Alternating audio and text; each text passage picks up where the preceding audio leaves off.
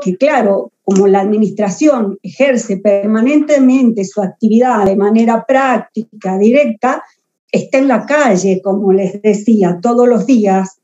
Y bueno, obviamente tiene más riesgos de incurrir, digamos, en conductas que sean lesivas. Ustedes fíjense por qué cayeron los accidentes de tránsito, por ejemplo, el año pasado, cuando era, digamos, una pandemia con restricciones más duras, ¿sí? Donde no nos permitían salir, circular libremente por las calles, hasta teníamos que, ¿se acuerdan que teníamos que presentar el ticket del súper para demostrar que fuimos al súper a comprar la mercadería y no porque estábamos tomando aire por ahí, ¿se acuerdan? Y bueno, todo eso redujo, obviamente, los riesgos que había en la calle.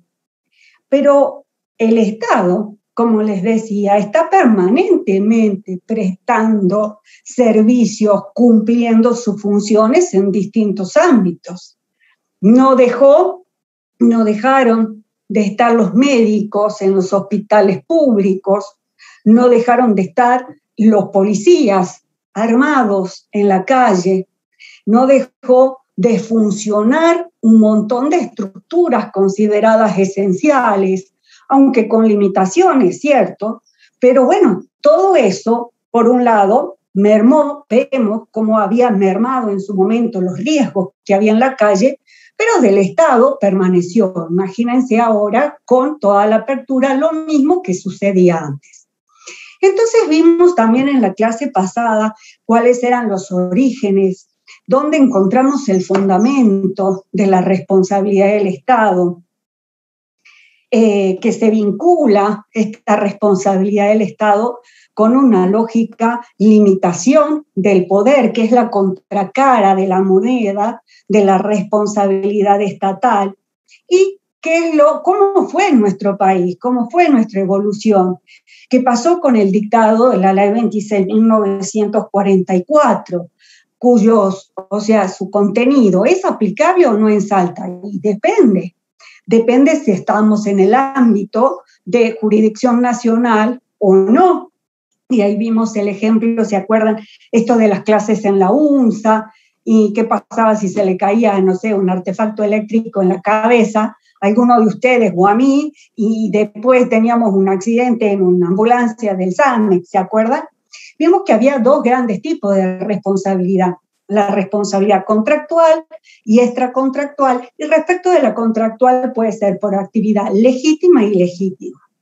Cada una de estas, responsabilidad legítima y ilegítima, necesita unos eslabones que tienen que todos juntarse y darse en conjunto, en simultaneidad, para que esa responsabilidad sea efectiva.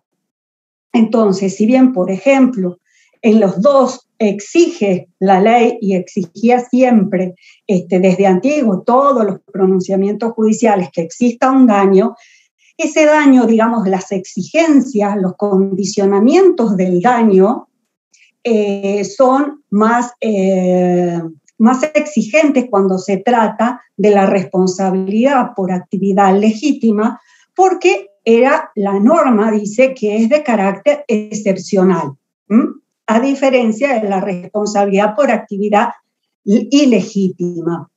Es decir, no cualquier daño va a tener la virtualidad, conseguir una consecuente indemnización, porque el daño tiene que tener ciertas características que van a variar, como les decía, respecto de si se trate de una actividad o inactividad legítima o ilegítima.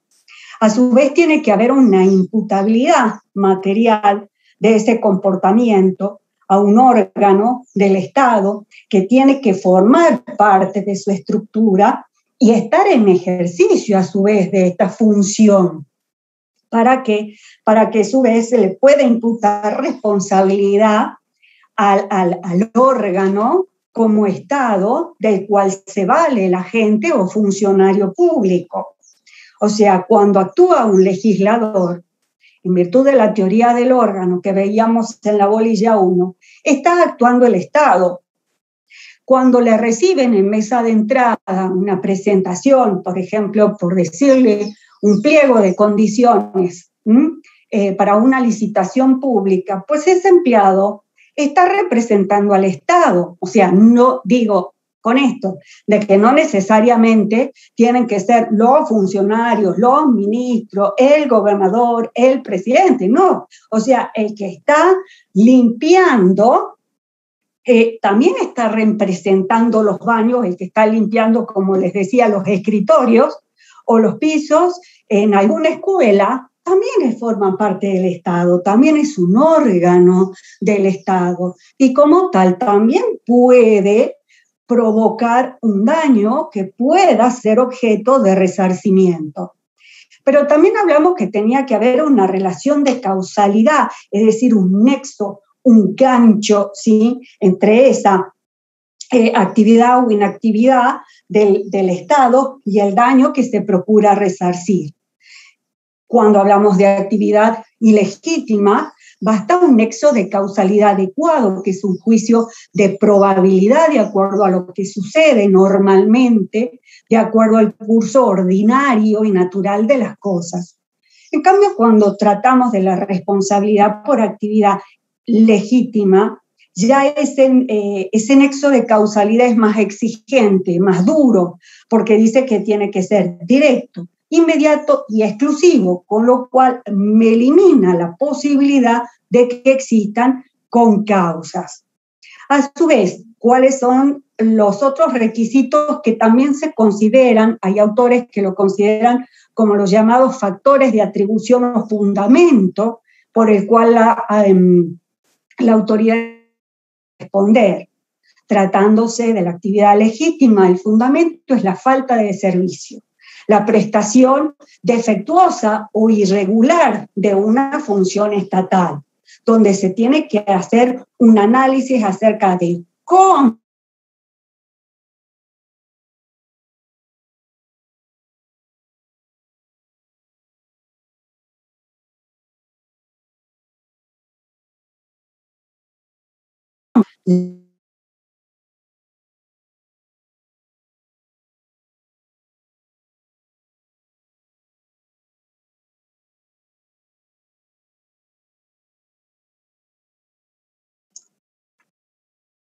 Hola, hola, ¿me escuchan?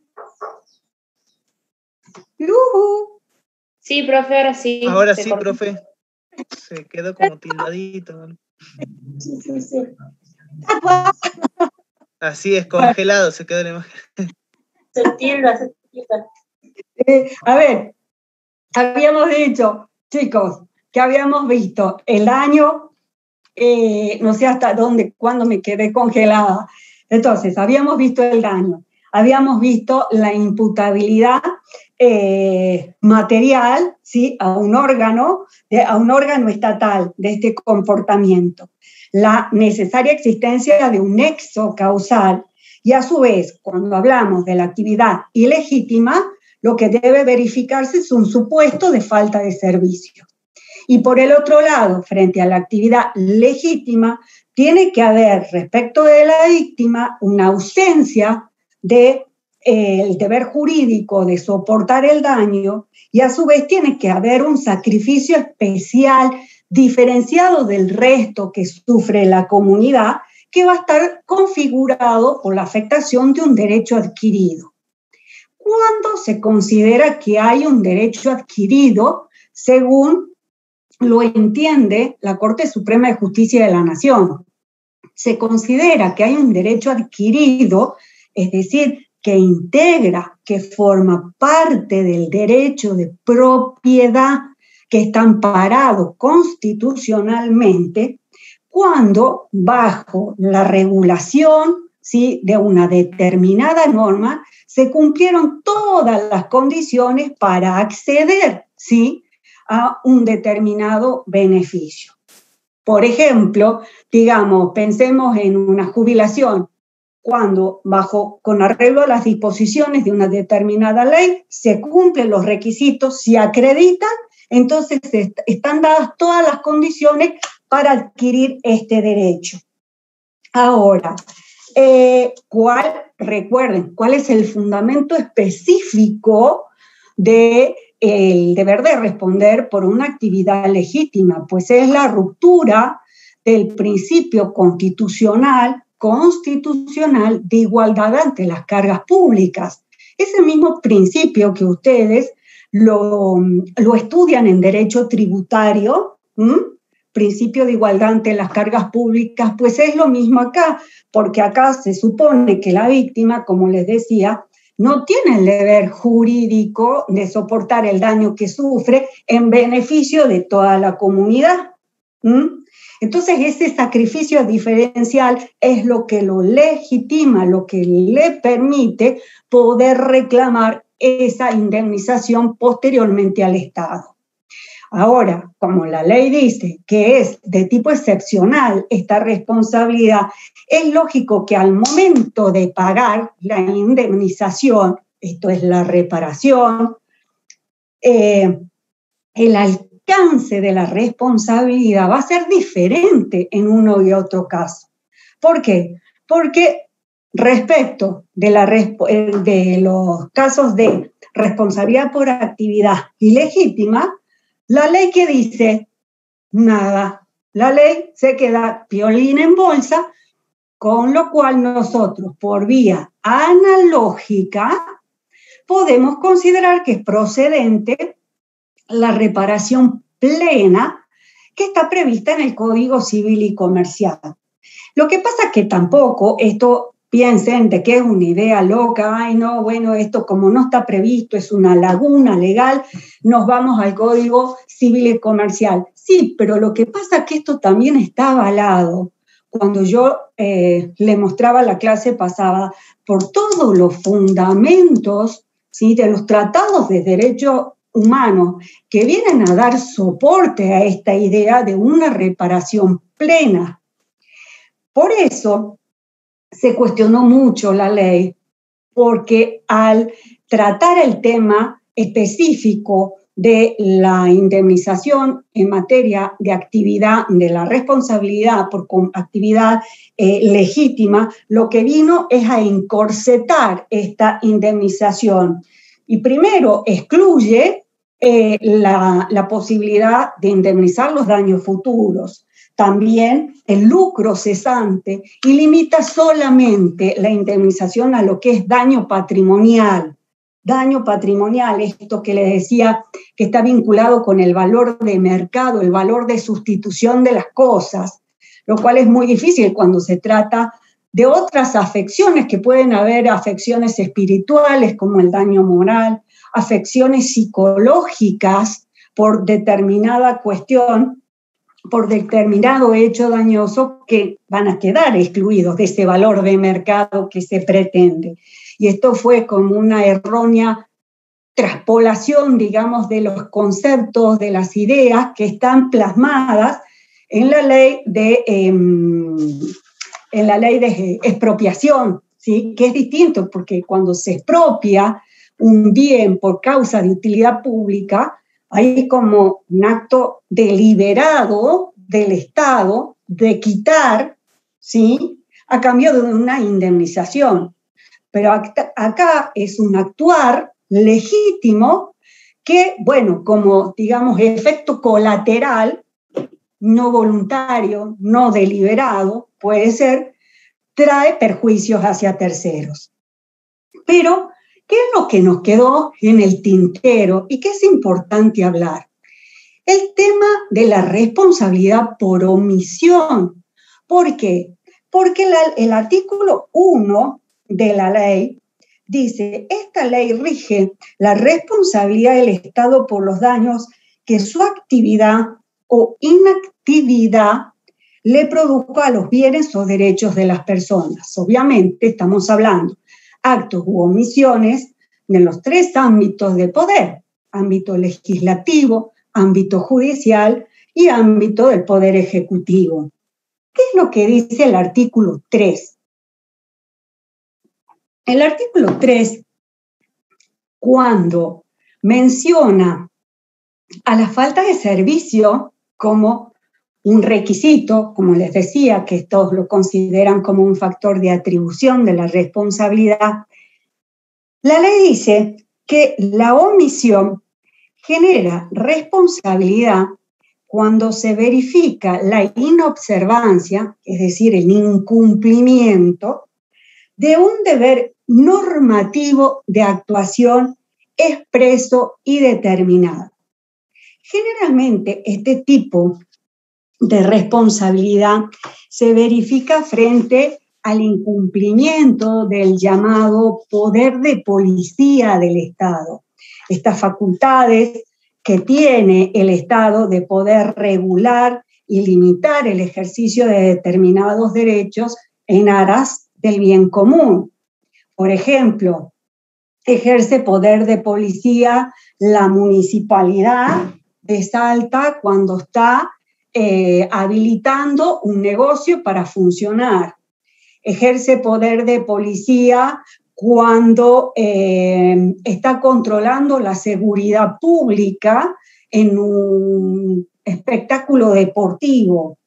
Ejerce poder de policía cuando está regulando a través del Banco Central todas las operatorias, por ejemplo, en materia cambiaria. Son todas intervenciones del Estado que se supone se hacen en aras del bien común y eso trae aparejado una eventual responsabilidad. En este caso, lo que vamos a hablar es, digamos, una faz, el hecho de no actuar. El hecho de no actuar. ¿Qué es lo que, cuando estamos frente a una omisión, es decir, un no hacer de la administración que provoca un perjuicio, es necesario determinar si de haberse realizado la conducta esperada, se hubiera evitado el daño, o bien en todo o en parte, o bien si esa facultad de actuación causó directamente el perjuicio, o bien vino a contribuir a que se incremente el daño final. Lo que debemos tener en cuenta es el incumplimiento de un deber concreto de actuación, no genérico, difuso, de lo que puede ser lo que aspira en realidad, de que debería contribuir todo el mundo. No, tiene que ser concreto. Ahora, tiene que ser, fíjense, la ley dice, habla de un deber normativo de actuación. ¿Qué es ese deber normativo? Debemos pensar que el deber normativo no se circunscribe norma a una ley, sino que en definitiva debe entenderse que surge de todo el ordenamiento jurídico, ¿sí? Debe surgir ese deber concreto de actuación de todo lo que integra como tal, que puede ser la Constitución, que pueden ser los tratados internacionales, pueden ser las leyes, sí, pueden ser los reglamentos, por supuesto, pero a su vez los principios que inspiran todo ese bloque, ¿sí? que integra todo lo que es el paquete de ordenamiento jurídico. Entre esos principios, uno de los más importantes es el de razonabilidad. ¿Era razonable que actúe de tal o cual forma el Estado para evitar este perjuicio o esta falta de actuación generó directamente o el perjuicio, el daño, o lo aumentó? Además, lo que se tiene que aplicar en este razonamiento es el sentido común. Y sobre todo lo que es, un horizonte es el principio jurídico de no dañar. Por lo tanto, no obstante la inexistencia de una norma positiva, por decirle, que ponga en cabeza de un deber de un agente público, un deber de actuar, de conducta, va a haber responsabilidad siempre en la medida que razonablemente se interprete que su actuación era esperable para evitar el perjuicio. ¿Qué es lo que se tiene que tener en cuenta para esta evaluación? Por supuesto, todas las circunstancias de modo, de tiempo, lugar, los medios disponibles y en todo caso el grado de previsibilidad del daño que podía surgir con motivo de esa falta de actuación. Ahora también habla de la norma de que tiene que haber un deber expreso y determinado de actuación. Cuando vimos el tema, fíjense, de organización administrativa, decíamos que en la competencia del órgano podía surgir en forma expresa o bien razonablemente implícita, de acuerdo al principio de especialidad del órgano. Entonces, a veces, este deber de actuación surge del principio de especialidad. No tenemos una ley que dice directamente tiene que actuar tac, tac, tac, tac, porque eso a veces es imposible comprender todos los supuestos. Por eso le decía que era muy importante el principio de razonabilidad al momento de determinar si era esperable un comportamiento en tal o cual sentido. Y esto, ¿por qué? Porque a veces, frente a una denuncia, por ejemplo, puede generarse una conducta que pueda razonablemente ser incluso exigida al Estado, por ejemplo, cuando alguien denuncia que recibe amenazas contra la vida. Entonces, que pide que le pongan una guardia personal o que le hagan rondas policiales. Ok, hay una norma expresa que la policía tenga que hacer rondas personales en la casa de todos y cada uno de nosotros. No, ese sería un deber genérico. Pero si alguno de nosotros vamos y denunciamos, estamos recibiendo amenazas, temo por mi vida, pues bien, entonces ahí como que le estoy invirtiendo y le estoy pasando ya esa pelota al Estado para que generarle a él una obligación de respuesta ante mi pedido. Así surge, digamos, como la necesidad de una actuación específica, que antes no la tenía. Uno de los casos de imputación de responsabilidad por omisión es justamente por omisión de seguridad en las rutas y caminos. ¿Saben con qué? Con los animales sueltos.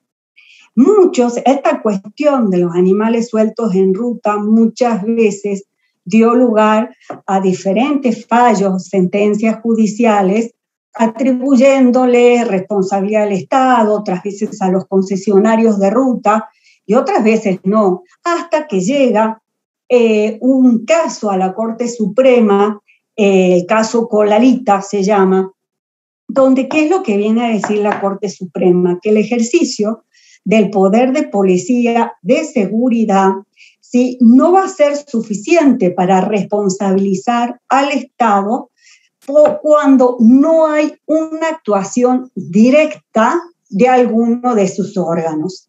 Esto incluso viene a repetirlo en otro caso que se llama Expreso Ada, donde dice que no puede responsabilizarse por los daños causados por animales porque no es el dueño ni guardián de esos animales. Entonces, al no intervenir, como les decía, de manera directa, un órgano del Estado, un órgano persona, no se le puede atribuir a él la responsabilidad. Ven cómo le falla un eslabón a la cadena y se nos cae todo el supuesto de responsabilidad. Habíamos dicho que para poderle imputar esa responsabilidad del Estado debe venir de un órgano que integra su estructura y que actúe en ejercicio de las funciones. Pero fíjense, hay otro caso que también, un supuesto de un accidente ocurrido en ruta con animales sueltos, resuelve, en el caso Domingo Greco, la Corte Suprema, que sí tenía que responder, en el caso era la provincia de Buenos Aires, por la muerte ocurrida con motivo de un accidente en la ruta 2, con caballos que estaban sueltos en la ruta. ¿Por qué? Porque se determinó que en ese momento el auto transitaba en un lugar suburbano, que la oscuridad era total, pero antes se pudo establecer de que un patrullero de la provincia de Buenos Aires había advertido la presencia de los animales sueltos y solo prendió, miren, las balizas y la sirena cuando escuchó el impacto del choque con los animales. Entonces se entendió que en ese caso sí había mediado participación directa de los funcionarios policiales de la jurisdicción. ¿Por qué? Porque la falta de advertencia a los conductores de la presencia de animales sueltos había constituido la causa adecuada para la producción del perjuicio. Bueno, puede darse simultáneamente la responsabilidad personal de los agentes, de los funcionarios públicos. Pues sí, está prevista específicamente en el artículo 9 de la ley, pero lo tenemos que leer en las dos fases. Fíjense, ¿qué habíamos dicho? ¿Qué es lo que hace el Código Civil y Comercial? Contempla la responsabilidad del Estado como un supuesto especial de responsabilidad. ¿Es civil? No. ¿Es penal? No. ¿Es política? No. Es pública. Y va a ser regulada por las normas de derecho público local, nacional o provincial según corresponda. Y lo mismo dice en el 1764 y siguientes respecto de la responsabilidad de los funcionarios. Al decir, en el 1766, fíjense, los hechos y las omisiones de los funcionarios públicos en ejercicio de sus funciones, por no cumplir sino de una manera irregular las obligaciones legales que les están impuestas, se rigen por las normas y principios del derecho administrativo nacional o local según corresponda. Esto ya lo había tomado un año antes la Ley 26.944 en el artículo 9, donde va un poquito más allá y dice: la inactividad o inactividad de los funcionarios y agentes públicos en el ejercicio de sus funciones por no cumplir sino de una manera irregular, escuchen, incurriendo en culpa o dolo, las obligaciones legales que están impuestas los hace responsables de los daños que causen. ¿Cuál es la diferencia? Nosotros habíamos dicho que la responsabilidad estatal tenía una característica propia, que era directa y que era objetiva. Era directa porque se contradice a lo que es la otra parte, es subjetiva, porque es independiente de la noción de dolo o culpa de la gente que hubiera provocado ese perjuicio. Sin embargo, cuando estamos hablando de la responsabilidad personal del funcionario, no es objetiva. Tiene que haber incurrido en dolo o culpa, entonces es de tipo subjetiva. ¿Qué pasa? ¿Podría llegar a demandarse la responsabilidad estatal junto con la del funcionario? Sí, porque así lo contempla la ley al prever que puede ser demandado en forma conjunta la acción indemnizatoria con la de nulidad de actos administrativos o la inconstitucionalidad, o bien después de finalizado estos procesos. Esto no es una cuestión menor, porque yo les digo, en Salta, hasta no hace muchos años decían que era imposible demandar al Estado junto con el funcionario responsable. Eso, ojo, a pesar de lo que dice la Constitución de Salta en el artículo 5, que contempla expresamente la responsabilidad del funcionario.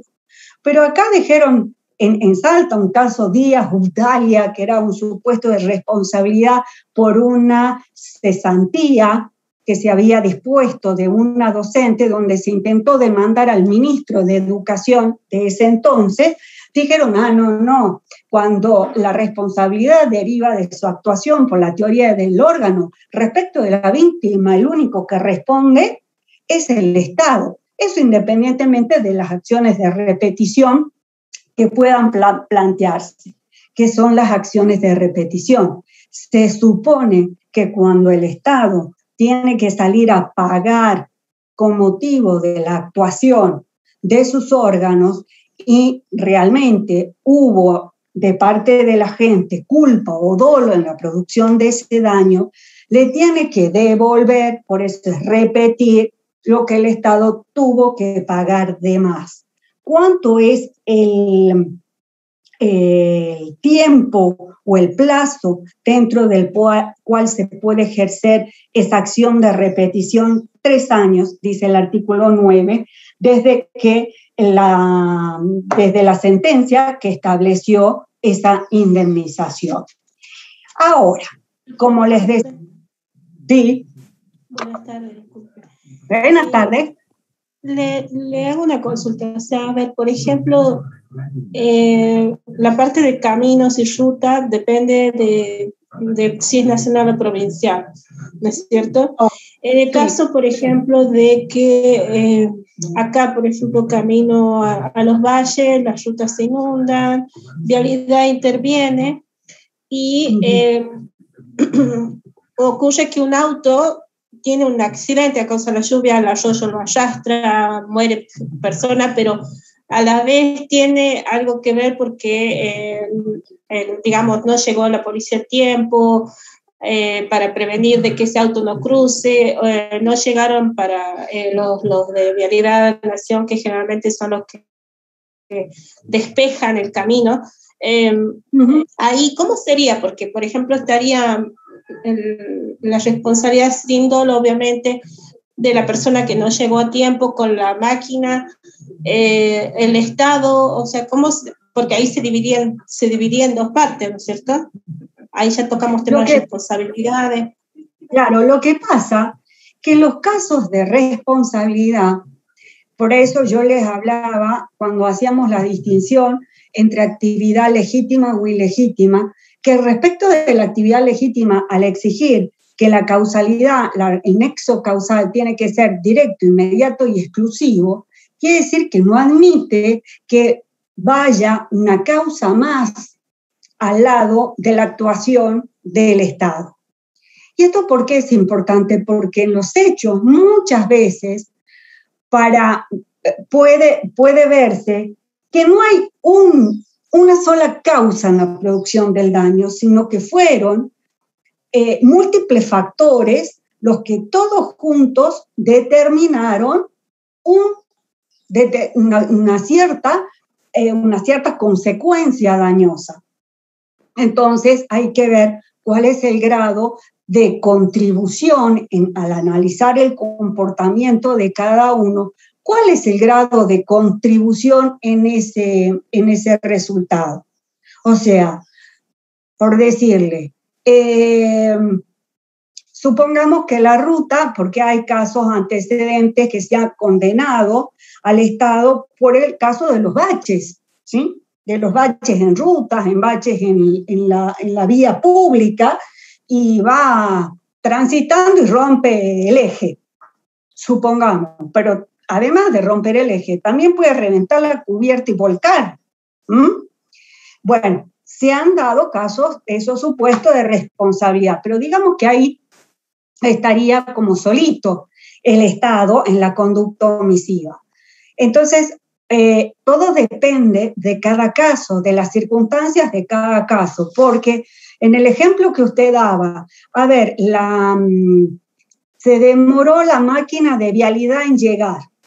Entonces tenemos que pensar, ¿qué grado de incidencia pudo haber tenido el factor demora de la máquina en llegar en la producción del daño? ¿Me entienden?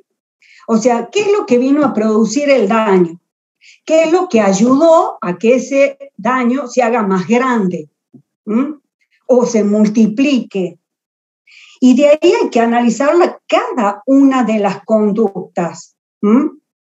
Sí, Porque, generalmente por ejemplo, dicen que es por falta de, por ejemplo, de maquinarias, que es lo que ocurre en bueno, Utah, falta de perfecto. maquinaria. Pero lo que pasa es que puede decir, le doy otro ejemplo, que llamen a la ambulancia y le dicen, ay, no podemos ir porque no tenemos combustible, ¿sí o no?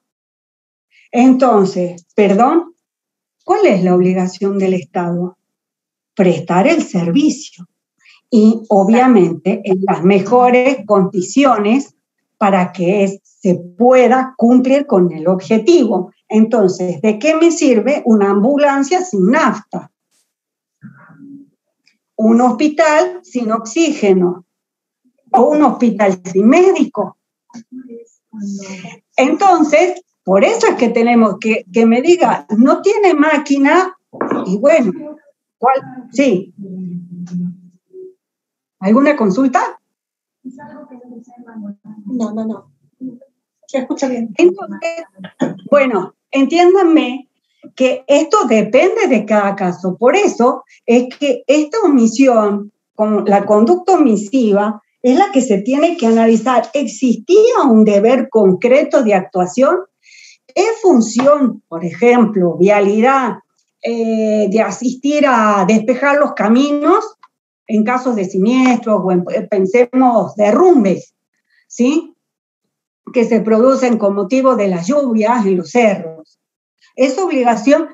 Resulta que sí es una obligación que se la puede exigir. ¿Y por qué no llegó vialidad? Porque no tenía nafta. ¿Y por qué no tenía nafta? ¿Quién tenía la obligación de suministrarle la nafta, el combustible, los medios para que cumplan su finalidad? ¿Me sigue? A ver, es presumible. ¿Qué vínculo? Yo puedo llegar a hacer un cálculo. ¿Qué grado podría haber tenido? Yo puedo saber si realmente hay un grado de previsibilidad del daño.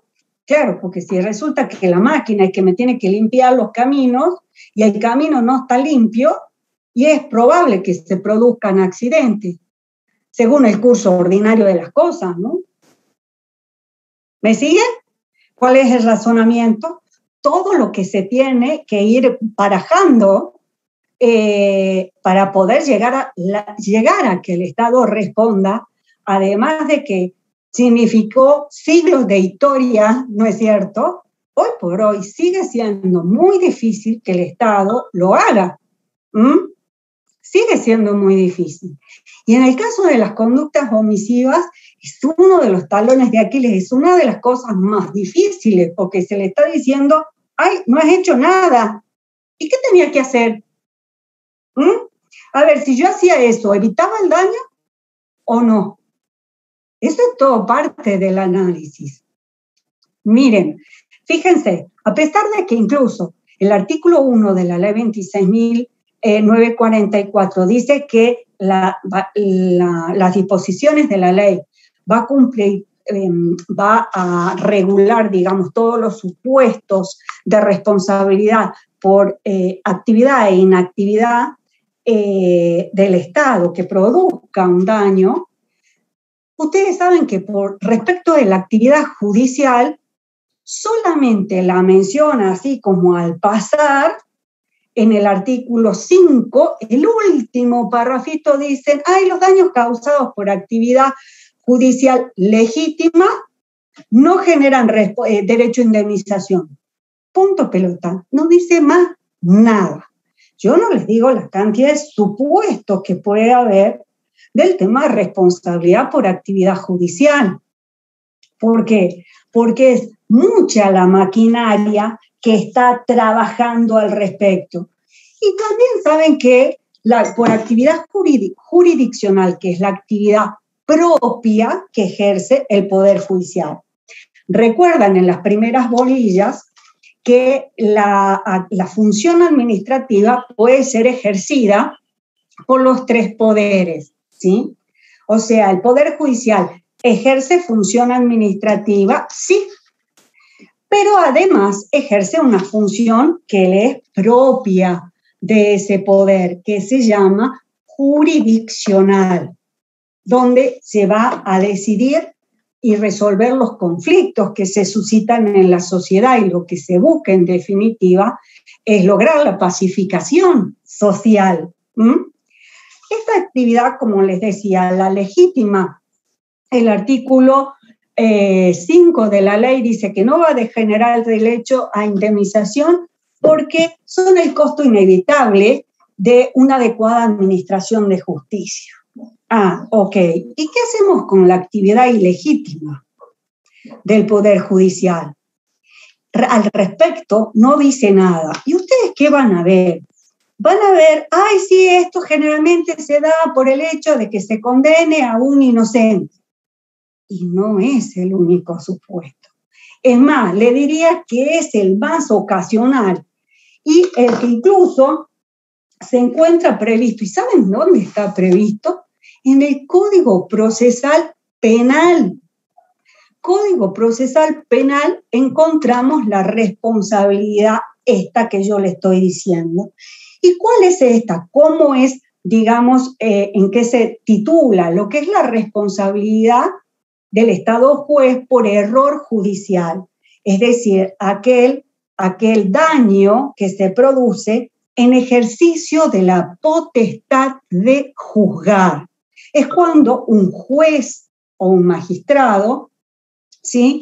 Al momento de decidir, produce un resultado injusto, independientemente, ojo, que actúe con dolo culpa. ¿Por qué? Porque estamos en el campo de la responsabilidad estatal, que es como directa y objetiva, ¿sí? Y los efectos perjudiciales de esa decisión del juez no pudieron revertirse, hacerse cesar a través de los mecanismos que se llaman procesales pertinentes, porque así como encontramos en el procedimiento administrativo mecanismos para conseguir que la administración revoque, deje sin efecto algún acto, en el caso de la tramitación de ya una causa judicial, también hay determinadas que se llaman instancias, son pasos que permiten que el mismo juez u otro de una instancia siguiente pueda revisar lo hecho en los jueces que van desde abajo, ¿sí?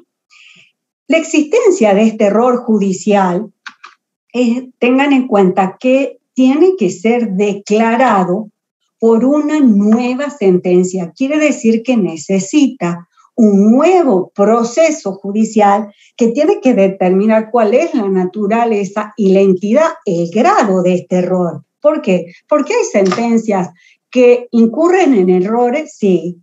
Ahora, no todo error lleva a una declaración de esta naturaleza, que es la nulidad misma de la sentencia. Tienen que ser errores muy grasos, muy groseros en la determinación de los hechos, en la aplicación del derecho. Una simple discrepancia con lo decidido no permite rever toda la cuestión. ¿Por qué? Porque está de por medio el principio de seguridad jurídica. Por lo tanto, mientras no se inicie una nueva acción de revisión, ¿sí?, esa sentencia va a estar revestida con un halo, que es lo que se llama cosa juzgada. Y mientras no se quiebre, digamos, ese cascarón de cosa juzgada, no podrá hacerse efectiva la responsabilidad. El error, se comete antes, pero tiene que ser declarado después con otro proceso judicial y otra sentencia judicial. Eso, ustedes saben que esto es una de las fallas más importantes por la cual no procede, o los casos que se han intentado para hacer efectivo este tipo de responsabilidad, como los abogados se equivocan y no inician este juicio, es que no procede. Ahora, no es solamente algo que es exclusivo del ámbito penal, no es exclusivo cuando se condena a un inocente, porque hay muchísimos supuestos de responsabilidad que puede darse en la instancia administrativa, laboral, contencioso administrativa, de familia, violencia de género. O sea, ¿por qué? Porque se trata de algo que, de un error, de un yerro que incurre solamente el juez cuando está ejerciendo ese poder de decidir, ¿sí? Entonces, ¿qué se necesita? Un proceso judicial paralelo que diga, lo decidido en esta sentencia es una barbaridad, ¿sí? Esto es nulo, tiene una entidad tal que no puede mantenerse. Ahora, todo se tiene que haber agotado todas las instancias para poder revertir esta cuestión. Ahora bien, antes de esta sentencia, lo que se tiene de esta sentencia revisora, de lo antes decidido, lo que se tiene solamente es un derecho en expectativa que puede o no nacer, porque va a depender de la existencia de este nuevo pronunciamiento. Ahora, una vez que se dicta esta sentencia, se puede reclamar paralelamente los daños. Fíjense, en el Código Procesal Penal de Salta, la acción está prevista en el artículo 559, se trata de una acción autónoma de revisión, ¿sí? Que se va donde lo que se tiene que demostrar es que el hecho no existió, que el condenado no lo cometió o que fallan las pruebas que vienen a dar sustento, aporte, fundamento a esa condena privativa de la libertad. Esta acción, en el caso del ámbito civil, no está prevista como tal, pero sí existe la posibilidad de plantear lo que se llama una acción de nulidad por sentencia irrita, que se la puede plantear normalmente, pero necesitamos en ambos casos llegar hasta el dictado de esta sentencia. Ahora miren, ¿cuál es la particularidad? Ustedes saben que el Código Procesal Penal incluso habla de los efectos civiles de la sentencia cuando es absolutoria, ¿sí? Y resulta de que ya no hay efectos civiles respecto del Estado. Esto es cuando los penalistas se metieron en el derecho administrativo y los civilistas lo dejaron así en el medio del campo, solos, y quedaron totalmente desamparados, porque incluso dice el artículo 568 que los jueces del fuero civil son los competentes, es decir, los que tienen que entender en las actuaciones originadas para la reparación de estos tipos de supuestos. Entonces, todo esto lo cambió la entrada en vigencia del Código Civil y Comercial, más allá que en el ámbito nuestro no sea aplicable la ley 26.944, porque la provincia de Salta, como les decía, no se adherió. Pero incluso, ustedes saben que va más allá, porque el Código Procesal Penal nos va a decir incluso cómo tiene que ser la indemnización, ¿sí? Por ese periodo de libertad, de privación de libertad, a partir de un error en la condena. ¿Y qué dice?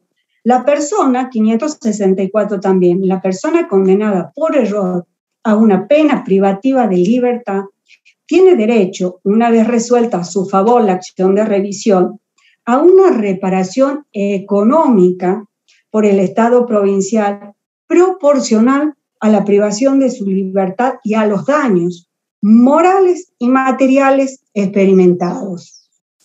El monto de la indemnización nunca será menor al que hubiere percibido el condenado durante todo el tiempo de la detención calculado sobre la base del salario mínimo vital y móvil que hubiera regido durante ese periodo, salvo que el interesado demostrare de modo fehaciente que hubiera obtenido un salario o ingreso mayor. Ahora, ¿este es el único supuesto? No, como les decía, también puede darse en el ámbito de una sentencia civil, una sentencia laboral. No es el único supuesto. Yo es para que no lo asocien que lo único es error judicial a caso de condena a un inocente. Pero a ver, es la única forma, el único supuesto que puede incurrir en responsabilidad del Estado con motivo de la administración de justicia. No. El Estado administra la justicia de manera monopólica, con lo cual también, con motivo de la normal o defectuosa prestación de las funciones judiciales a su cargo, puede ocasionar un daño. Pensemos, ¿qué es lo que pasa con los bienes secuestrados? ¿Qué es lo que pasa con los bienes que están, la prueba que está reservada en las secretarías, ¿sí?, de todos los tribunales? ¿Qué pasa si se pierde? ¿Qué pasa si incluso se llega a prender fuego un expediente? ¿Qué pasa si ingresa un virus en todo el sistema informático y ahora con el expediente digital desaparecen todas las constancias? Todas esas tienen que ver con defectos o irregularidades que pueden ser cometidos en el curso de la tramitación del proceso y no están incluidos en el error judicial. Y pueden intervenir no solamente el juez, pueden intervenir otros funcionarios o auxiliares de la justicia. ¿Me siguen? No entiendo la pregunta: distribución de porcentaje en herencia, que puede constituir un supuesto de error judicial. Sí, podría llegar a constituir en la medida que esa decisión no haya podido ser revertida por otro tipo de mecanismos procesales. ¿Qué es lo que pasa? Vuelvo a insistir, es necesario en el caso de error judicial, es decir, sentencia únicamente, que se atribuye al juez, función jurisdiccional. Eso tiene que haber un nuevo proceso judicial que determine la nulidad de la sentencia anterior. Pero en el caso del anormal funcionamiento, por ejemplo, que le hayan entregado un cheque de fondos, de libramiento de fondos a quien no es el beneficiario, hay supuesto de responsabilidad porque resulta que le frustraron las vacaciones a personas que intentaron salir del país porque había comunicación, se daban supuestos de homónimos en casos de quiebra que no podían salir del país y se le frustraron las vacaciones a él y toda su familia. Son muchas decisiones judiciales que pueden causar perjuicio, pero acá no necesitamos un nuevo proceso. Lo que se aplica es el régimen de la falta de servicio. El retraso, la demora judicial es un paradigma del anormal funcionamiento del servicio, que tiene que ser analizado no con la realidad cotidiana, sino a través de lo que dicen las normas que tienen que ser cumplidas. Entonces, miren, fíjense que incluso el Código Procesal Penal habla o contempla la revisión, la responsabilidad estatal cuando con motivo incluso de una demora atribuible al Poder Judicial, específicamente a lo que es el sistema penal, no pueda perseguirse penalmente un determinado delito. Entonces, la víctima puede exigir una reparación. Fíjense qué es lo que dice el 219, que habla de la duración máxima de un juicio, pero dice, cuando se disponga el sobreseimiento y la demora en la tramitación del proceso se haya originado por morosidad judicial, la víctima que se hubiese presentado como querellante tendrá derecho a ser indemnizada por el Estado. Por ahí, tal vez, en vez de hacer tantas marchas por morosidad judicial, estaría bueno que empiecen a ejercer acciones de responsabilidad con motivo del anormal funcionamiento de la administración de justicia. Por lo menos, tal vez, digamos, todas las víctimas tendrían más posibilidades, digamos, de alguna forma de resarcir los perjuicios que provoca esa irregularidad que ellos están denunciando, pero no están sabiendo cómo canalizar. Vuelvo a insistir, ¿dónde la encontramos? Código Procesal Penal de Salta. Ahora, en este caso, este retraso judicial que va a ser como un paradigma de lo que es la denegación de justicia, ¿sí? No contempla esto que le decía, cuál es el alcance de la reparación, qué va a comprender, cómo se va a extender, ni tampoco la competencia, pero está en el Código Procesal Penal. Puede hacerse efectiva la responsabilidad personal del juez mientras el juez esté en ejercicio de sus funciones, no. Porque además de que personalmente solo puede ser, digamos, reclamado algún tipo de responsabilidad por dolo o culpa, tiene que estar fuera del ejercicio de sus funciones, es decir, tiene que haber sido destituido por un jury de enjuiciamiento, o bien haber cesado de sus funciones, por ejemplo, por haberse jubilado. Pero mientras está en sus funciones, no puede ser responsabilizado. ¿Por qué? Porque goza de las mismas inmunidades que los legisladores. Entonces, un legislador puede ser responsabilizado personalmente por las opiniones o por cómo vote en las respectivas cámaras. No. ¿Por qué? Porque traducen el ejercicio de la soberanía al cumplir esas funciones. Entonces, personalmente, no va a ser responsable. Puede haber responsabilidad por el dictado de una ley, pues también puede ser efectiva, ya sea por el dictado de una ley que puede ser declarada más adelante constitucional o incluso inconstitucional, pero para eso se tiene que verificar que exista un sacrificio especial y que a su vez no existe un daño diferenciado, un sacrificio especial del resto del que sufre la comunidad. ¿Por qué? Porque generalmente lo que se encaja es en el caso de comportamiento por actividad legítima, el dictado de leyes. ¿Cómo puede tal vez surgir más adelante con motivo del dictado de todo este bloque normativo de la pandemia, ¿sí? Que muchas veces ha sido tildado incluso de inconstitucional?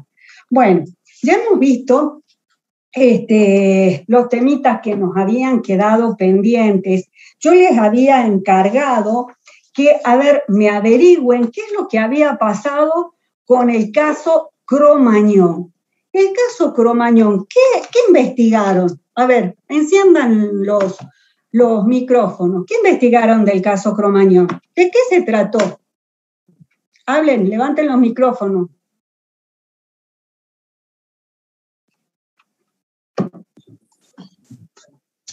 Fue el incendio que se produjo en un boliche por medio de una bengala que estaba dentro del lugar, en un espectáculo público que se estaba dando por medio de unos cantantes, de un grupo de rock.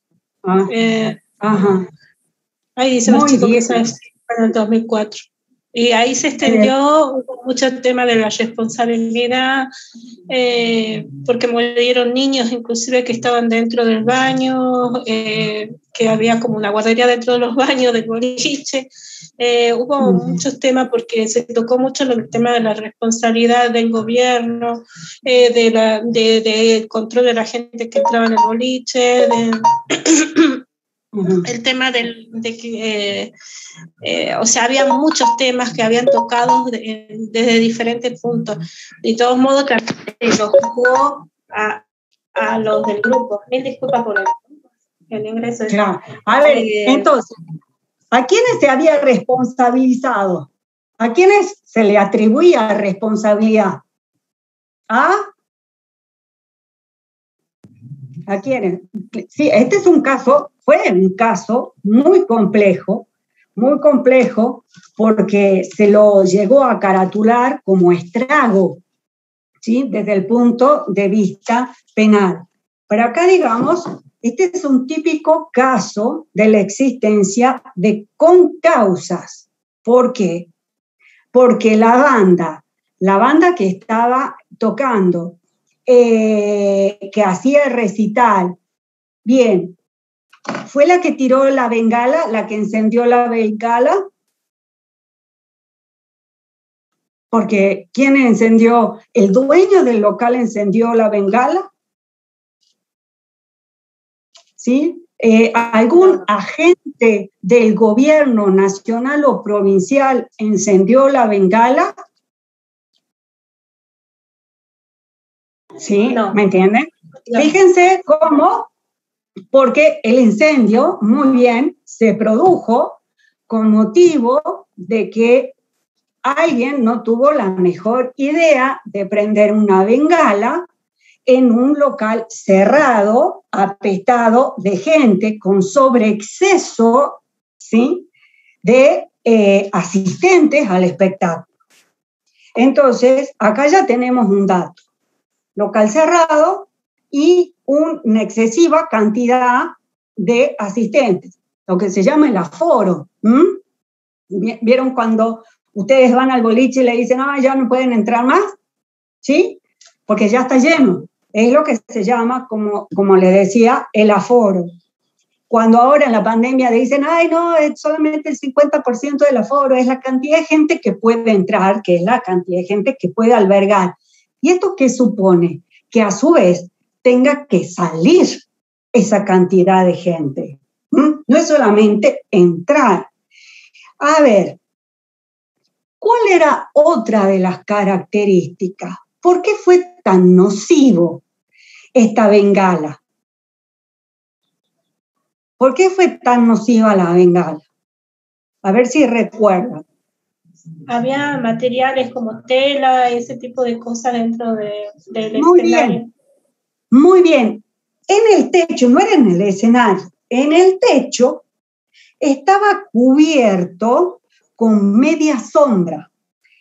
Entonces, la bengala, ¿sí?, tomó contacto con la media sombra y empezó a tirar todo un humo negro, como si estuvieran quemando las gomas de los autos. Y entonces, además de que se cortó inmediatamente la luz, invadió todo el recinto ese humo negro, entonces que se le estaba pegando en las vías aéreas a todos los chicos. Entonces, se culpó a los propios chicos, dicen, se culpó a los chicos del público por prender una bengala. La bengala es una causa adecuada para provocar un incendio. Pensemos, ¿es causa adecuada para provocar un incendio una bengala? Lo invito a que prendan una bengala en su cuarto y cierren las puertas. No, mentira. Pero ustedes piensen, según el curso normal y ordinario de las cosas, si prendo una bengala dentro de mi cuarto que tiene alfombra, ¿sí?, y está llena de cuadros y de tela, o sea, ¿es o no una causa adecuada para producir el incendio? Sí. No incito al incendio, chicos, por favor. Es para que pensemos. Pero, ¿fue la única causa del evento? ¿Fue la única causa del evento? ¿Por qué fueron a juicio callejeros? ¿Por qué fue a juicio el dueño del local? ¿Por qué fueron a juicio funcionarios del Estado provincial y del Estado nacional? ¿Qué es esto? A ver, Tamara, muy bien, el local no estaba en condiciones. ¿Qué pasaba? Además de la tela, de la media sombra, ¿qué más pasaba con este local? No tenía salida de emergencia. Muy bien. Estaban bloqueadas las salidas de emergencia. Entonces, fíjense, ya tenemos, esto son todas las circunstancias. de tiempo, de modo, lugar, y todos los personajes que van a contribuir como causa a la producción de un evento dañoso tan grande llamado estrago. ¿Me sigue? ¿Cómo a veces van participando distintos factores? Muy bien. Certificado de bomberos se encontraba vencido. Yo le digo que hay más que un certificado de bomberos vencido. Bomberos coimeaba para hacer las habilitaciones, bomberos de la Policía Federal, quiere decir que estamos hablando de funcionarios federales de la nación que cobraban coima para hacer la vista gorda de este tipo de irregularidades. Matafuegos vencidos. Tenemos las salidas de emergencia bloqueadas. Tenemos un exceso de asistente. Tenemos, ¿qué más? Habíamos dicho el uso de facilitar o consentir el uso de pirotecnia en un lugar cerrado y, a su vez, tenemos que no se inspeccionaba el local. Justamente lo que se había detectado es que las mismas observaciones que se le había hecho al local hacía muchos años antes habían permanecido.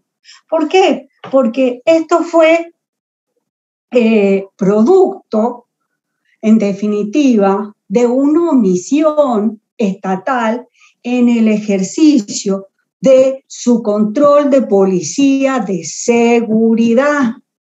¿Cómo son las habilitaciones? ¿Ah? Las habilitaciones pueden llegar a ser municipales, provinciales. Esto que cuando va, tiene que ir el de bomberos para ver si están todos los matafuegos ok.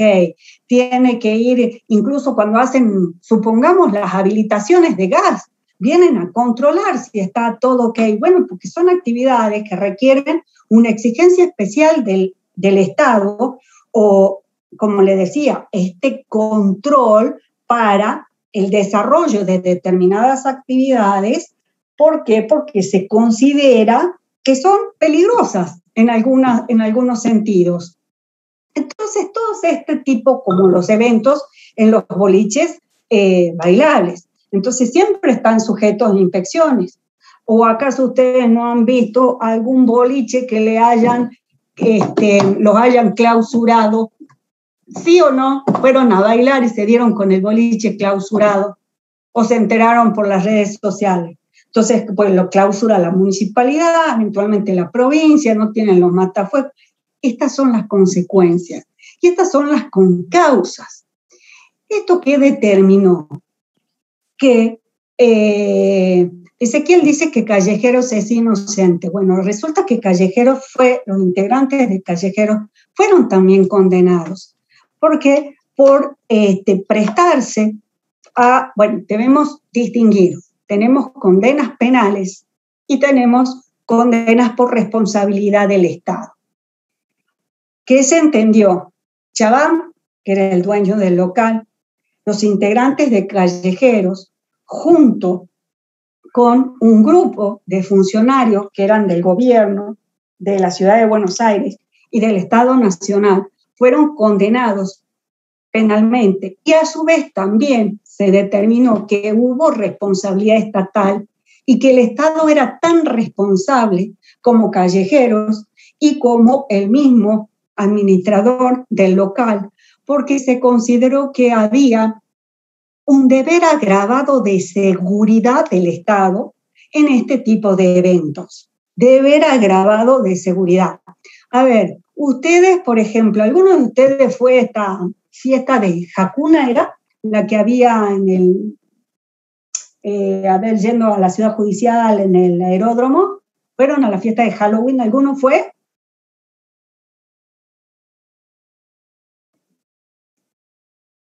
¿No fue ninguno? ¿No? Parecía, ¿no? Bueno, no he ido a ninguno. Yo tampoco, estamos iguales. Pero, ¿qué es lo que había? había un control, sobre todo, de asistencia, y había control también de la policía montada, ¿sí o no? Eso es lo que me dijeron. Todo esto hace al control de seguridad estatal.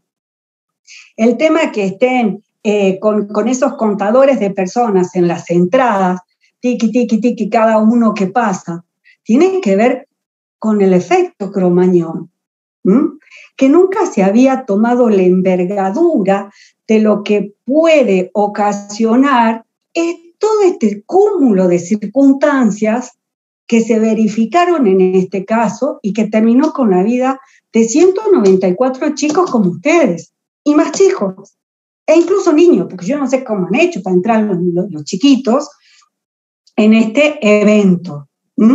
Entonces, miren, esto es un caso que si estaríamos en un supuesto de responsabilidad por actividad legítima, no podría verificarse. ¿Por qué? Porque ¿qué no se da? Una relación de causalidad directa, inmediata y exclusiva, ¿sí? Pero acá se determinó el grado de responsabilidad de cada uno de estos actores en el evento dañoso. Entonces se determinó que un grado de responsabilidad le correspondía a Callejeros junto con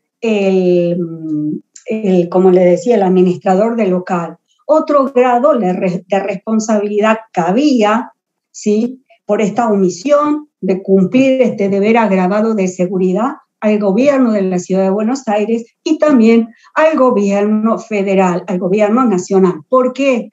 Porque eran los órganos del Estado que integraban su estructura en cumplimiento de sus funciones que omitieron, ¿sí?, cumplir con las obligaciones concretas a su cargo, que controlar que ese local encuentre todo en condiciones y esté regularmente habilitado para funcionar.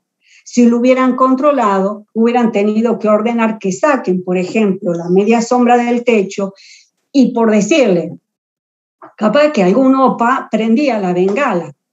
Capaz que hubo o podría haber habido igualmente el incendio, pero capaz que no se morían 194 personas, ¿sí? ¿Me siguen? Entonces, todo eso fue ayudando, coadyuvando a que el daño sea más grande, se potencie. Bueno, vamos a ver otro casito, otro supuesto. A ver, yo le traje un videíto, aguántenme. Vamos a ver si puedo. Ustedes me avisan, ¿no?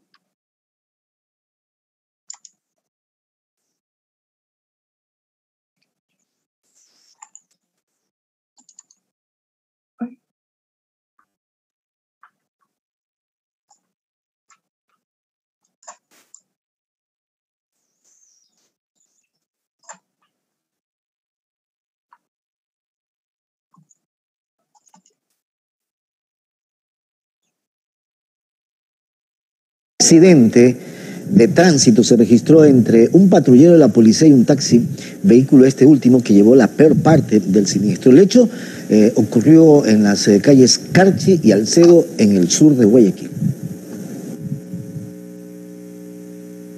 Así quedó este taxi luego que se impactara contra este poste. Según testigos, el taxista que circulaba por la calle Carchi trató de amortiguar el choque a un patrullero policial que al parecer se pasó la luz roja del semáforo por venir en persecución de un motorizado que había cometido un asalto. Pero si vienen persiguiendo a un delincuente, se supone que tienen que tener sirena, pues esa baliza prendida. Un protocolo, si usted viene siguiendo a un motorizado, desde luego, con sirenas. Pero la versión de la policía en torno a la baliza era otra. Lo que nosotros tenemos hecho los registros desde que el vehículo policial se encontraba en persecución de una motocicleta que había causado un robo a una persona en minutos antes, razón por la cual el personal policial realiza el encendido de balizas y sirenas. El siniestro dejó como resultado al taxista herido, quien fue trasladado a una casa de salud, mientras que los elementos de la Autoridad de Tránsito Municipal tomaron el respectivo procedimiento en el sitio. Marta Navarrete, Telegrama Noticias. Ahí está. Bueno, ¿lo escucharon bien? Se lo pongo de nuevo. Olvídense que es un caso en Guayaquil, ¿no? ¿Sí? Esto es de mentirita, ¿no? De ejemplo. ¿Quieren que se lo ponga de nuevo? Presten atención, ¿no? Porque vamos a tener que contestar unas preguntas.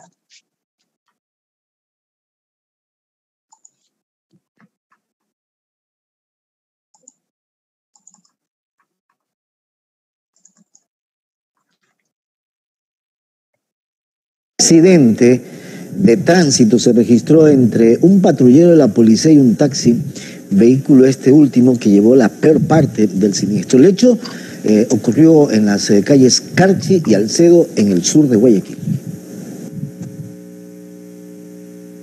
Así quedó este taxi luego que se impactara contra este poste. Según testigos, el taxista que circulaba por la calle Carchi trató de amortiguar el choque a un patrullero policial que al parecer se pasó la luz roja del semáforo por venir en persecución de un motorizado que había cometido un asalto. Pero si vienen persiguiendo a un delincuente, se supone que tienen que tener sirena, pues esa baliza prendida. Un protocolo, si usted viene siguiendo a un motorizado, desde luego, con sirenas. Pero la versión de la policía en torno a la baliza era otra. Lo que nosotros tenemos hecho los registros desde que el vehículo policial se encontraba en persecución de una motocicleta que había causado un robo a una persona en minutos antes, razón por la cual el personal policial realiza el encendido de balizas y sirenas. El siniestro dejó como resultado al taxista herido, quien fue trasladado a una casa de salud, mientras que los elementos de la Autoridad de Tránsito Municipal tomaron el respectivo procedimiento en el sitio. Marta Navarrete, Telegrama Noticias. Ok, bien, escucharon, ¿no? A ver, vamos a empezar a analizar el caso, porque así se presentan los casos, o sea, no viene armadito así con el paquetito, con el manual de instrucciones, ¿no? Hay que empezar a analizarlo. A ver, ¿bajo qué circunstancias se produce el accidente entre el taxi y el patrullero? A ver, Tamara, contame. Tamara, hola, Tamara. Tamara se fue.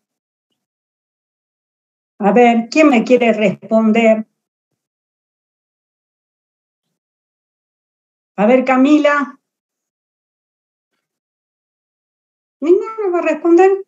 ¿Bajo qué circunstancias se produce el accidente? ¿Qué es lo que cuentan los testigos? Había una persecución policial. Ajá, una persecución policial. ¿Pero es una persecución policial así nomás? ¿Por qué se produce el choque? Para evitar la colisión con el patrullero, pero de casualidad no habría por ahí alguna cámara de seguridad o algo que podría servir, digamos, en este caso. Ya sé que no aparece en el video, pero bueno, yo creo que podría servir, digamos, como para esclarecerlo. ¿Para qué? Para esclarecer los hechos, porque es una palabra de uno contra el otro. O sea, es la palabra de los agentes policiales contra la palabra del taxista. Es muy difícil. Sí, pero terminar, la verdad. Ahí está. Ese es para esclarecer el testigo, la cámara, muy bien como dato. ¿Qué es todo eso? Se necesitan pruebas. Pruebas de qué es lo que pasó, pruebas a su vez de cuáles son los daños y pruebas a su vez de cuál es la entidad del daño. No basta con los meros dichos. El que alega un hecho tiene que cargar con el peso de la prueba. Entonces, muy bien su observación. Sería muy bueno ver las cámaras.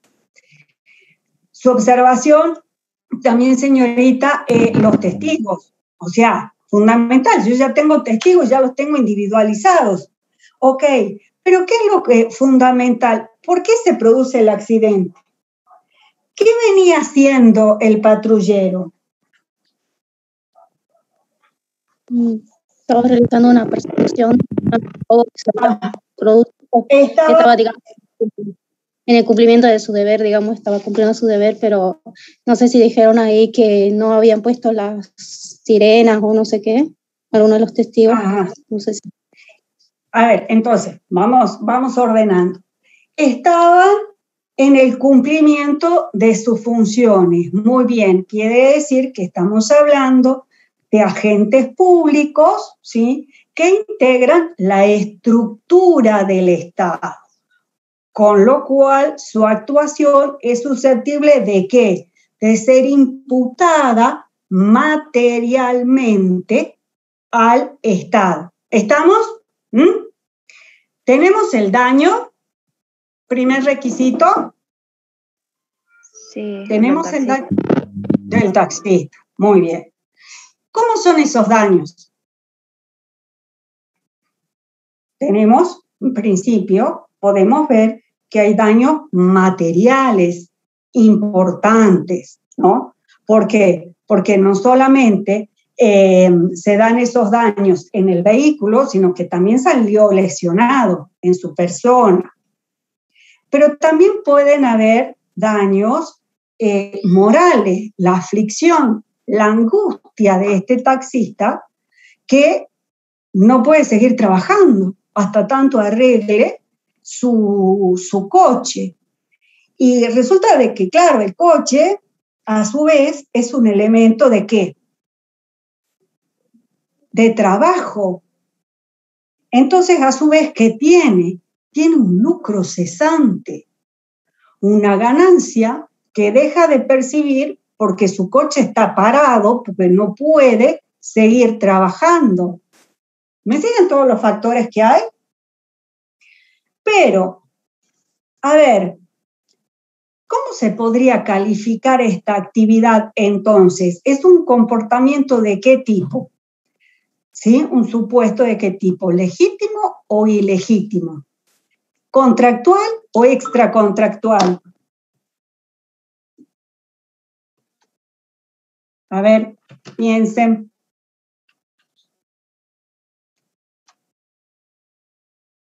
¿Legítimo o ilegítimo?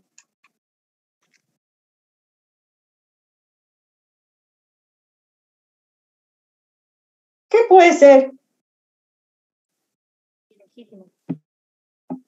¿Cómo? Pienso que es legítima porque es sin dolo, o sea, no buscó romperle el taxi al señor, digamos, el taxista. Bueno, acuérdense que me encanta esto, porque a mí me gusta esto porque lo podemos ir desmenuzando y yo le puedo mostrar cuáles son después los eventuales errores que tienen en los exámenes. Muy bien su observación en cuanto que no hubo dolo, no hubo intención de causar este daño. Sin embargo, habíamos dicho que la responsabilidad estatal tenía dos características que la marcan a fuego, que era su carácter objetiva y directa. Objetiva porque es independiente de la noción de esta de dolo o culpa, ¿sí? Entonces, si tuvo o no la intención de cometer, o estaba el perjuicio, o venía celuleando, que puede ser también, no importa, porque va a responder el Estado de todas maneras. ¿Me siguen? Entonces está buena su observación, pero yo le digo esto, guarda que siempre es objetiva, incluso cuando se actúe de manera legítima, siempre es objetiva. O sea, aun cuando se actúe, como les decía, de manera lícita. Pero, perfecto. Nosotros decíamos, alguien dijo, venía en persecución. Pero, ¿qué pasaba? Que venía en persecución y ¿qué hizo? ¿Qué es lo que hacen ustedes cuando van por la vía pública y escuchan? Usan luz roja. Justamente la ley de tránsito habilita a todos los automotores de seguridad y demás a violar estas reglas del tránsito cuando tienen una emergencia. Todo este marco vienen en persecución. Tenemos la habilitación legal que le permite cruzar en luz roja. Pero en el cumplimiento de las funciones que están a cargo de estos agentes, se produce un evento dañoso. ¿De qué tipo de responsabilidad estaríamos hablando?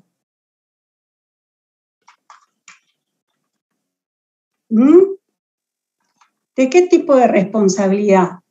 ¿Hay responsabilidad contractual? ¿Penal? Contractual. ¿Hay una responsabilidad penal porque hay un daño? Acá no estamos metidos en lo que es la cuestión penal. Nosotros estamos hablando, analizando de la responsabilidad pública, ¿sí? Al Estado no se lo puede responsabilizar penalmente.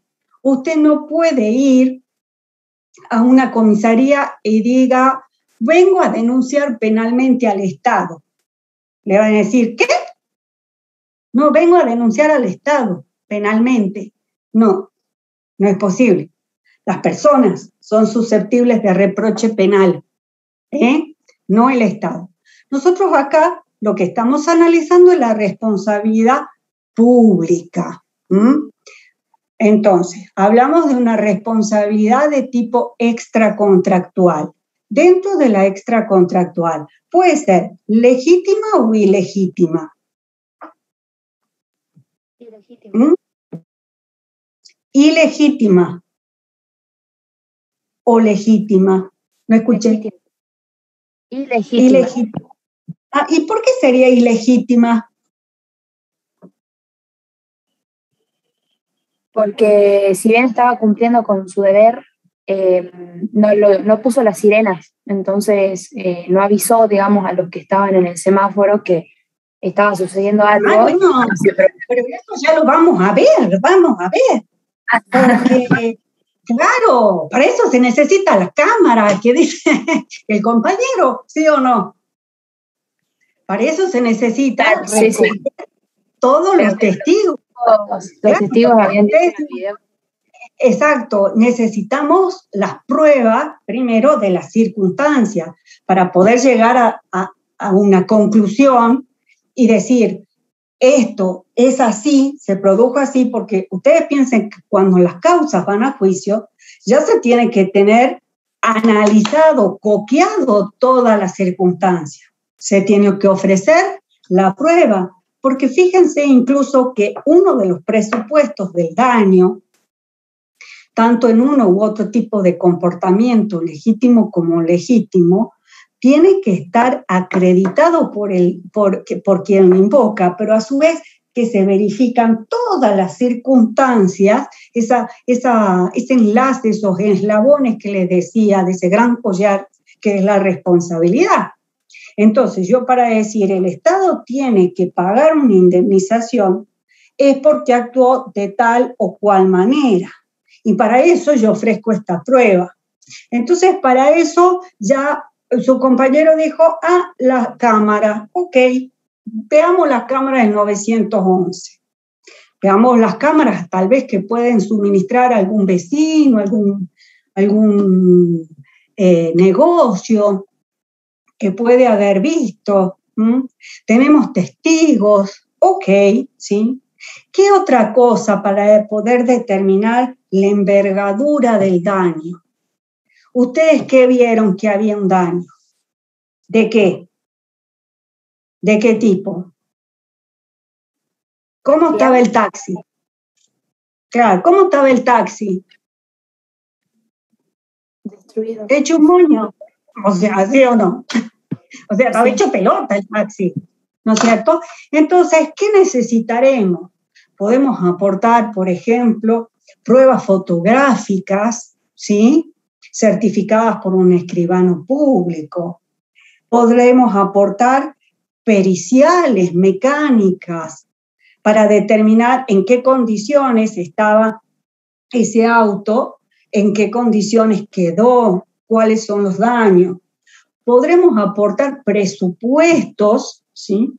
Para saber cuál es el costo de reparación del vehículo y si realmente vale la pena también repararlo. Y a la velocidad que venía. Y a la velocidad que venía, porque se vio muy dañado y cuando alguien choca así de dañado es porque venía a una velocidad, no sé a qué tipo de velocidad venía. Claro, también puede ser, pero ¿qué tenía a su favor el taxi? Tenía luz verde. Entonces, de pronto eso lo habilitaba al paso sostenido por la arteria, al cruce, porque se supone que cuando hay una intersección de calles, lo que debe hacerse es bajar, reducir la velocidad, pero cuando hay semáforo, y ese semáforo tiene la luz habilitada para el paso, digamos, lo agarraron de lleno, digamos, al taxi. A ver, supongamos, si la actividad fuera considerada lícita, porque el patrullero traía, o sea, para determinar la condición de lícita o ilícita, lo que estamos todos viendo es que el factor determinante es el uso de la sirena, como bien decían, o sea, sirena y a su vez las balizas pueden ser, bueno, las sirenas que son sonoras y además con luces. Entonces, supongamos que la policía tenga razón, no sé, que tenga algún sistema que detecta cuando encienden las sirenas. Supongamos que la actividad fuese legítima. ¿Cuál es el presupuesto, el primer requisito o presupuesto para que se verifique la responsabilidad estatal, de lo que estábamos hablando recién? ¿Cómo es el primer requisito? ¿Qué habíamos dicho? ¿Cómo quedó el taxi?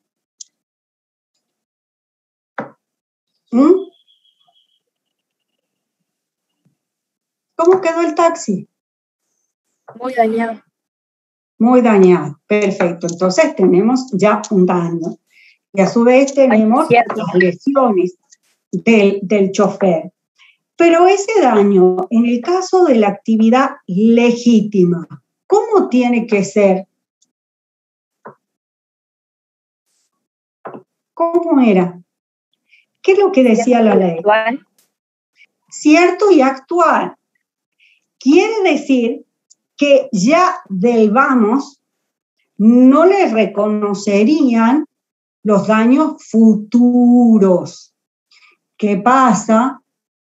Por ejemplo, que si con motivo de las lesiones, ¿sí?, hay determinados daños físicos que todavía no terminaron de cerrar su ciclo, pero que se sabe que con certeza de que se va a producir. Bueno, respecto de eso, como está la ley, no estarían incluidos en, digamos, en la indemnización a cargo del Estado. Ahora, hablamos de daños materiales, vimos los daños físicos, los daños morales por la afectación del espíritu que puede haber tenido el taxista, que ya no tiene medios para sostener a su familia, encima de que quedó lesionado.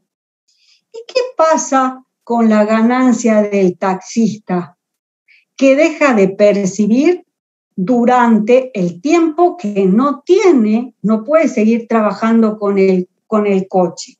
¿Sería susceptible de indemnización ese rubro?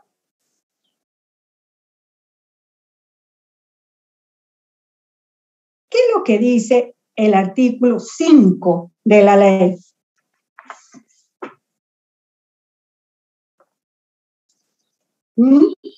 ¿Se puede indemnizar ese rubro?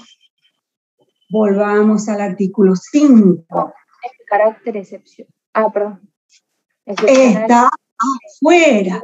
En ningún caso procede la reparación del lucro cesante. En ningún caso. Claro. Lo que pasa es que la norma, tenemos una ley que nos lo corta, porque dice el artículo 5 que como la responsabilidad legítima es excepcional, nunca va a proceder el lucro, la responsabilidad, la reparación del lucro cesante. Pero esto atenta contra los fallos incluso de la Corte Suprema de Justicia de la Nación, donde en varios casos reconoció la existencia del lucro cesante. No fueron muchos, pero en algunos los llegó a reconocer. Entonces el principio de la reparación integral de los daños que consagran los tratados internacionales aparece medio tipo vulnerado por esta ley, al establecer este tipo de restricciones. ¿Me entiende? Porque sería lógico que al taxista se le reconozca, sería lógico, razonable y ajustado a derecho. Sin embargo, por eso algunos autores cuestionan incluso la constitucionalidad del alcance que establece este artículo 5. Ahora, ¿qué hubiera pasado si, lo quiere tanto al auto, pero tanto al auto, porque resulta que su papá se lo regaló cuando tenía 18 años y desde entonces lo viene trabajando? Ese valor sentimental que ve en el auto hecho pelota, un moño en el semáforo, ¿sería susceptible de ser indemnizado?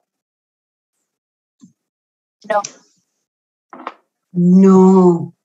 ¿Por qué? Porque se excluyen los valores afectivos. Afectivos, muy bien. Se circunscribe la indemnización al valor objetivo del bien, es decir, al aspecto patrimonial. ¿A cuánto sale el arreglo, por decirle? O eventualmente, si tuviera daños totales, a la sustitución de un auto por otro. Ahora,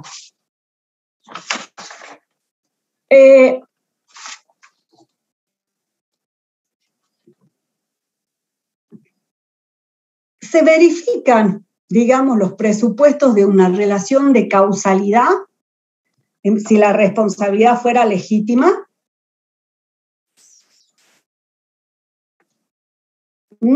¿Cuál era la relación de causalidad? ¿Cómo tenía que ser en el caso de la actividad legítima? ¿Cómo? Directa, inmediata y exclusiva entre la actividad total y el daño. Acá, perfecto. Directa, inmediata y exclusiva. Exclusiva, es decir, que de causa-efecto. Tengo un solo factor que produce un evento dañoso y nada más.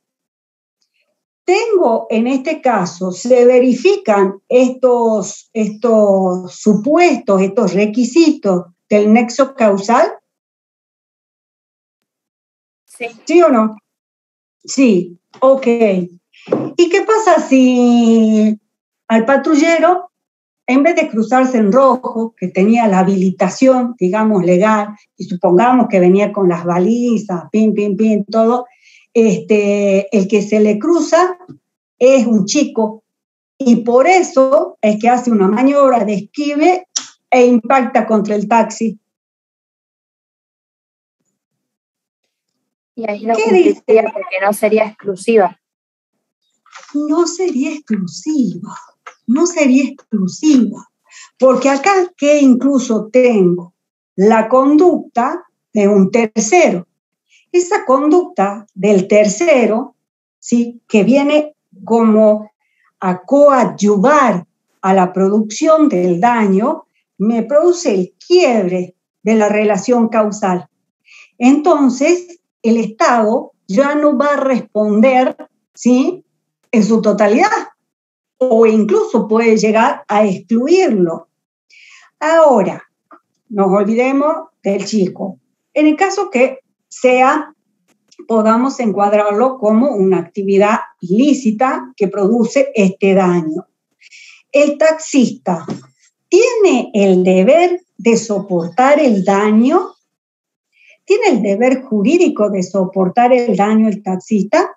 Porque claro, o sea, pensemos, el patrullero estaba en un operativo policial, en persecución de motochorros, pero no dice motochorros de no sé qué, cómo era, pero bueno, supongamos esto, está en persecución de delincuentes, entonces el patrullero impacta, cruza en rojo, impacta el taxi y el taxi tienen que soportar el daño en aras del bien común. Tiene que soportar ese daño. ¿En el caso de que haya cruzado el niño? No, en el caso nos olvidemos del niño, dije, lo saquemos al niño. O sea, en base a los hechos que hemos visto en el video, ¿sí? ¿Tendría que soportar el daño? ¿Habría en el caso un sacrificio diferenciado? No. No hay un sacrificio diferenciado. ¿Y por qué él tiene que pagar los platos rotos por toda la sociedad que se ve beneficiada con el comportamiento legítimo del Estado?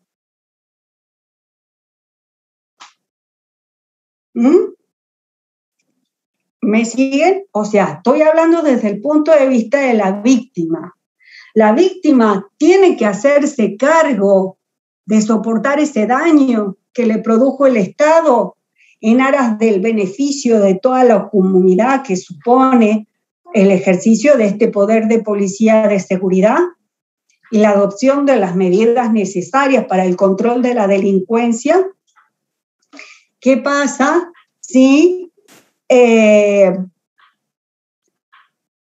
supongamos que en la persecución lo que se produce es un tiroteo entre la policía y los delincuentes? Y una bala perdida se determina que mata a un niño de 2 años que estaba de la mano con su mamá esperando cruzar la calle. ¿Sí? Esa bala perdida no es de las armas de los delincuentes, sino que viene de la Policía Federal. ¿Tiene el deber de soportar el daño la víctima? No, muy bien. A veces estos requisitos, el cumplimiento, o sea, es más fácil con un caso de cómo uno puede verlo desde el punto de vista de la víctima y desde el punto de vista o sea, también del Estado mismo. También hay un grado de contribución de todos al beneficio de la comunidad. Pero a veces cuando ese sacrificio es tan grande que se produce ese quiebre de la relación, del vínculo, de la garantía de igualdad, es lo que genera del Estado la obligación de responder. Bueno, muy bien, chicos. Ya les voy a mostrar otrito. ¿Le está apareciendo? ¿Sí? ¿Los casos? Esperen. Vamos a buscarle otro.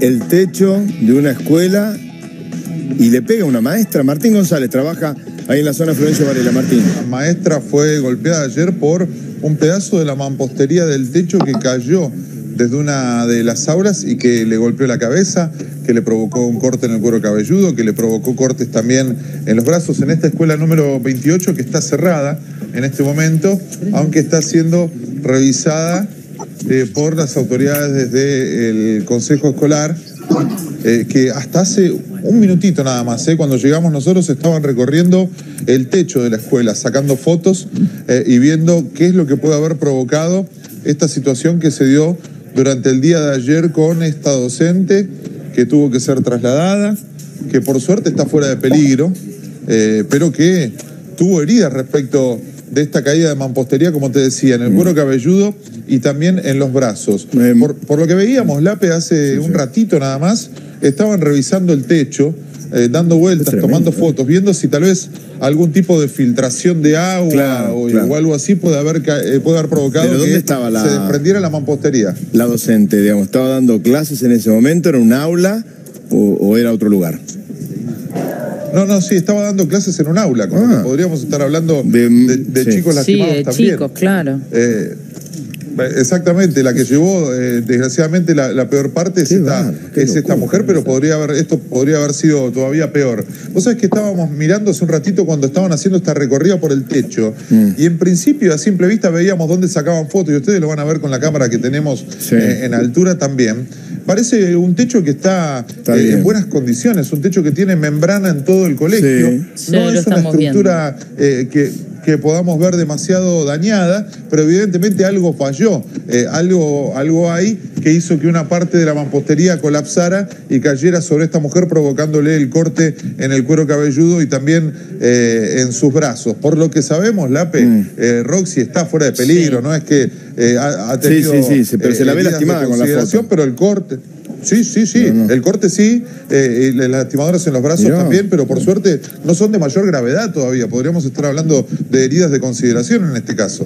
Vamos a ver si podemos espiar un poquitito por los vidrios. Vas a ver el movimiento allí del personal. Está la gente de Suteva.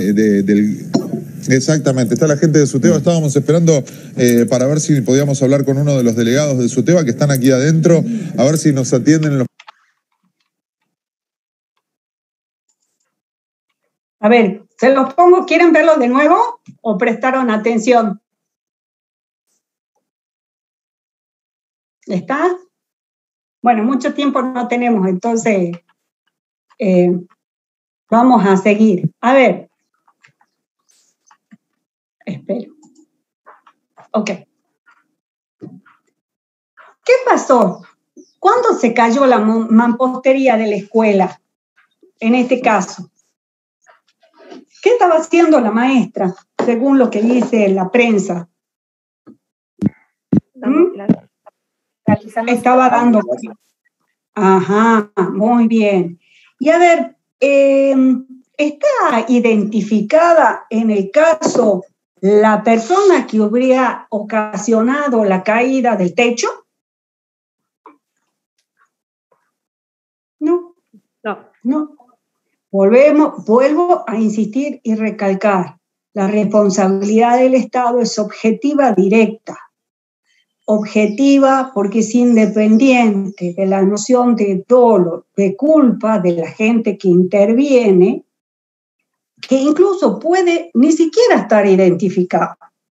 ¿Por qué? Porque la raíz de la responsabilidad del Estado se va a hacer efectiva tanto como si había un empleado así picoteando arriba del techo y le cayó al docente la parte de la mampostería, como si, como dice la prensa, hubiera habido filtraciones en el techo y eso hubiera provocado, no sé, que se desprendiera, o hubieran sido las hormigas, porque ¿qué es lo que estamos analizando? ¿De qué manera se presta el servicio educativo? ¿Cómo tiene que prestarse el servicio educativo? De manera tal que asegure no solamente el acceso a los servicios educativos en sí, sino en condiciones de seguridad y salubridad, tanto para el personal docente como para los alumnos que asisten a clase. Entonces, si nosotros vemos cuáles son las condiciones, las circunstancias de modo y tiempo y lugar, ¿qué tipo de responsabilidad podría estar involucrada? ¿Responsabilidad contractual o extracontractual? ¿Legítima o ilegítima?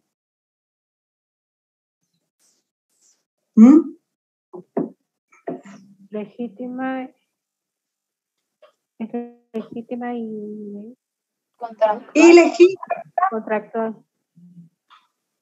No es contractual, porque acá no estamos hablando de un contrato de empleo público, ¿sí? No estamos analizando el contrato de empleo público, sino cómo se presta la función educativa, bajo qué condiciones se presta.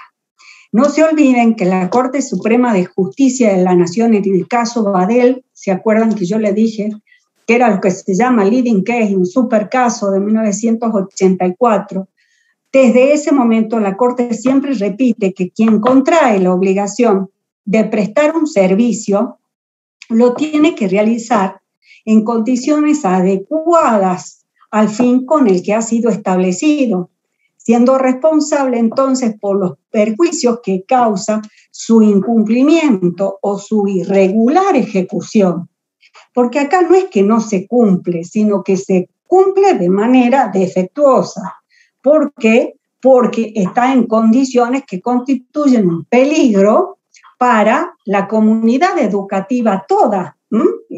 O sea, si entra el plomero y le cae el techo al plomero, también está abarcado. A ver, ¿qué daño podría ser susceptible de ser reparado en este caso?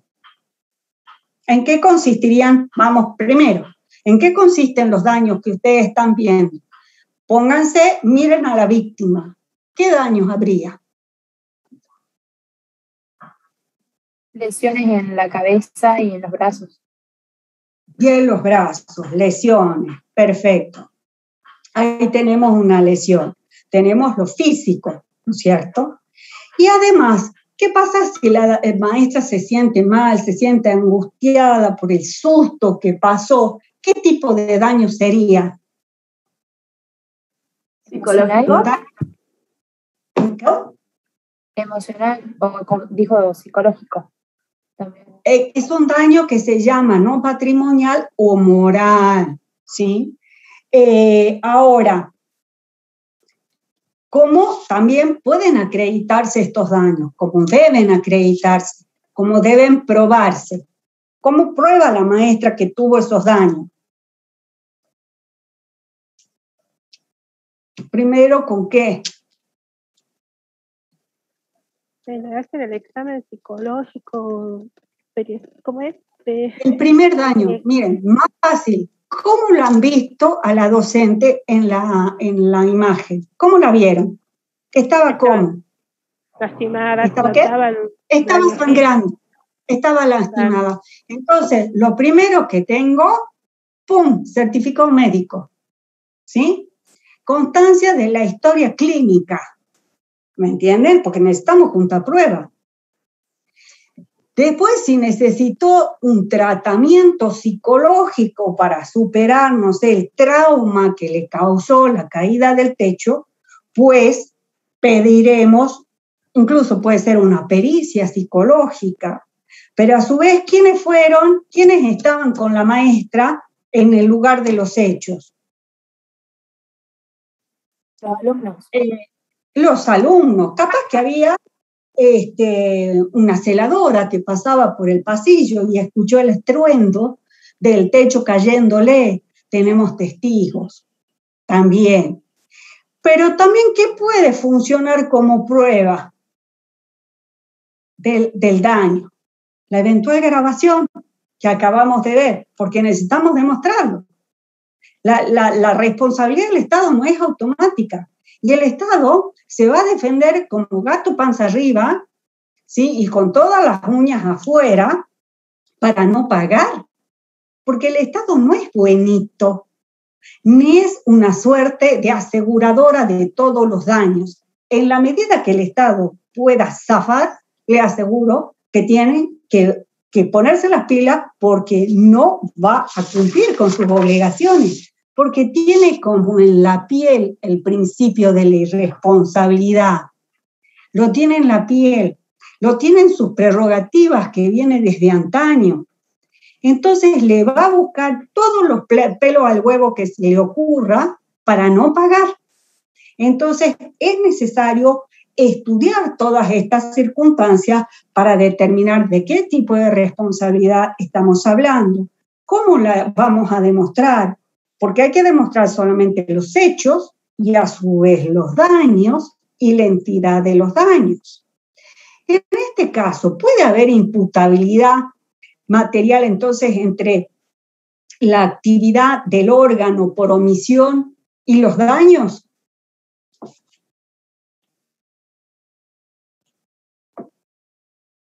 Imputabilidad.